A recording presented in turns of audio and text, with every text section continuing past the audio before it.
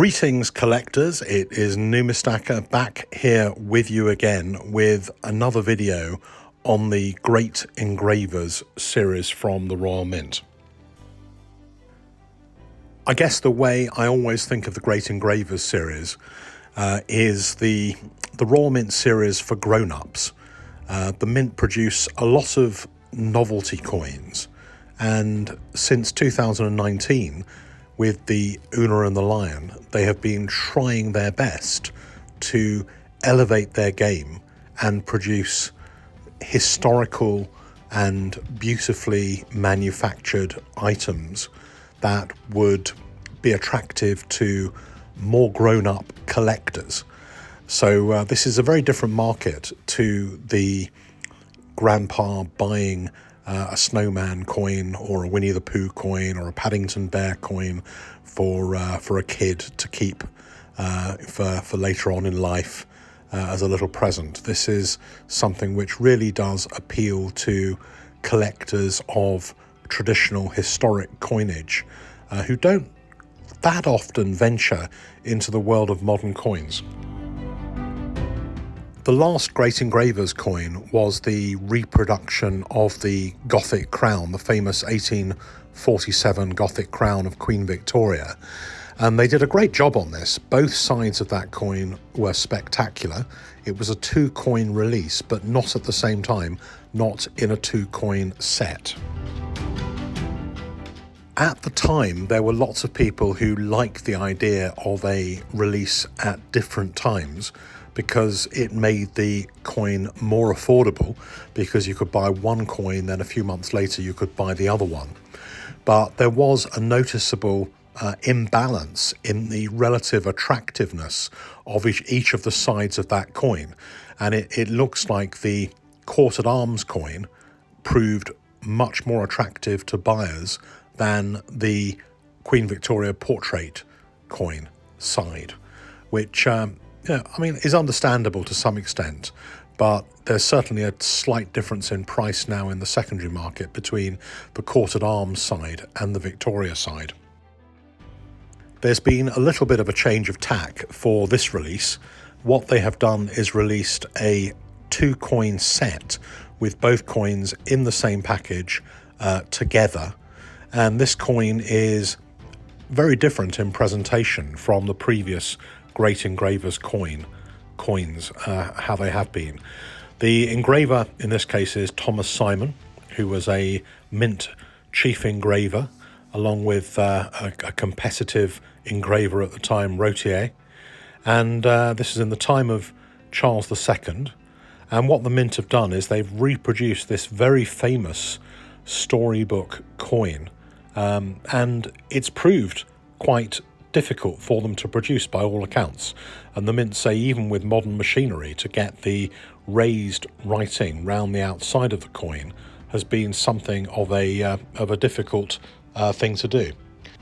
As you can see from the information card that's with the set of coins, mintage of 3,260 sets, so that is less than the last Great Engravers. And that makes sense because this is probably a little bit more of a specialist item, and the two coins have been sold together as a set. In terms of packaging, the silver set from the Mint was £560, and they have packaged it with a great deal of care and attention to detail, really. It's in a beautiful wooden case, ebonized kind of wooden case. And the coins themselves are kind of sealed inside this Perspex special holder that's been made for the coins with a set of screws, so you can't kind of lift it off.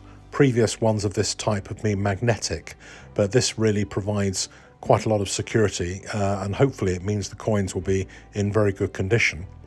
And you can see here, you can actually see it's been designed so that it's slightly magnified. It looks like it's slightly magnified, and you can see the two-line "We Humbly Beg" moniker of this coin round the outside, round the rim, and it's raised lettering. Very difficult to achieve, and it looks like they've done a cracking job on this. and it probably took them a lot of trial and effort and to build the technology to do this kind of work on one of their coins. So it's very much a first, and I think by all accounts, and everybody who has seen one of these coins has said that this is possibly the best Great Engravers coin release so far. It's a very, very beautiful edition, executed very well. I think the mint deserve to be congratulated.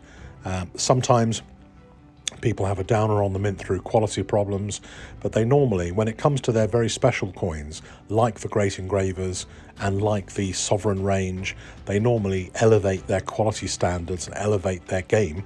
I just wish they would also keep it elevated the rest of the time, in particular their 5-ounce silver releases, which tend to be a little bit dodgy at the best of times and generally do not get the top grades at NGC in terms of grading. Let's talk for a minute on grading. I guess some people will grade these coins. The standard NGC holder is likely to stop the writing around the rim of the coin being seen very well. A lot of people will keep them in their existing capsules and not grade them. There seem to be, in terms of opinion on the groups, more people who will not be grading this coin than grading them. Maybe that means that the ones who are graded and maybe first release and 70 grades will have a high premium on this coin. On the other hand, that's very much an unknown at the moment. And I am waiting for NGC to let me know what arrangements, if any, can be made for a holder, maybe the air holder as opposed to the normal holder, so people can see the writing around the outside. So waiting for that information. Should have a gold set to show you in the next few days, and if I do, I will do a video of that one as well. Meanwhile, keep safe, and if you like this channel, please do subscribe. It really helps the channel and helps to make this channel pop up in people's suggestions.